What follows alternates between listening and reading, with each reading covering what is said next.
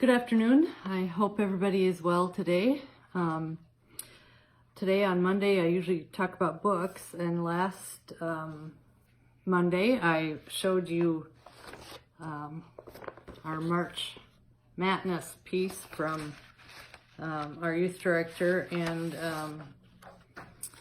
working through some of the stories from Matthew, and I got through it. And I landed on a winner, although it was really hard to pick the best story because there were so many of them that I really liked. But I landed on Matthew 9:18 to 26, and I'd like to read that for you today.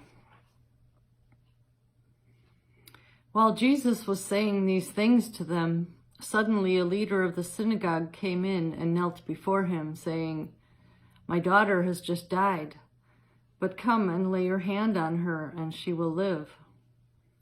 And Jesus got up and followed him with his disciples. Then suddenly a woman who had been suffering from hemorrhages for 12 years came up behind him and touched the fringe of his cloak. For she said to herself, "If I only touch his cloak, I will be made well." Jesus turned, and seeing her, he said, "Take heart, daughter, your faith has made you well." And instantly the woman was made well. When Jesus came to the leader's house and saw the flute players and the crowd making a commotion, he said, "Go away, for the girl is not dead, but sleeping." And they laughed at him. But when the crowd had been put outside, he went in and took her by the hand, and the girl got up. And the report of this spread throughout that district. I like this story so much for a lot of reasons. One, of course, that's probably fairly obvious, but is often hard for us to emulate, is the kind of faith that the synagogue leader had, the kind of faith that the woman had to come to Jesus and just say, lay your hands on her and she'll live. And the woman who said, all I have to do is touch his cloak and I'll be healed. We don't often hear about that kind of faith these days, but I know that lots of people do have that kind of faith, and sharing that faith is a very important thing, especially in this day and age. Another thing that I always think about when I hear this story is in my first congregation in Milwaukee, it was this story that created the vision to have a OBGYN health clinic in our building in our church, and they called that clinic Daughters of Faith, and it went for a couple years. It was a wonderful ministry, and I was really excited when we were able to make that happen for a while. The other thing that strikes me about this story is the reaction of the people who are at the girl's home. When he gets there, he tells them to go away because she's not dead, she's just sleeping. And they laugh at him. They laugh at Jesus. I mean, if we really think about it, that's, we'd probably think that's terrible to laugh at Jesus. But for someone to say, "Nope, she's not dead, she's just sleeping," when they've been there, when the mourners have been there,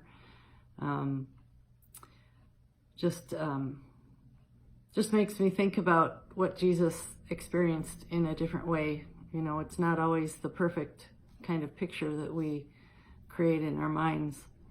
But then he raised her from the dead, and that report spread throughout the district.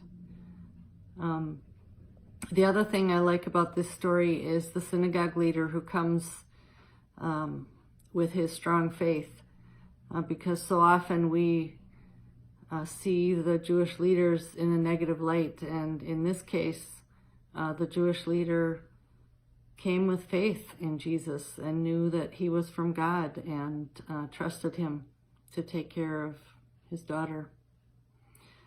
So that's where I landed with our March Madness, reading from the book of Matthew. So if you landed on a particular story, I invite you to share that in the comments.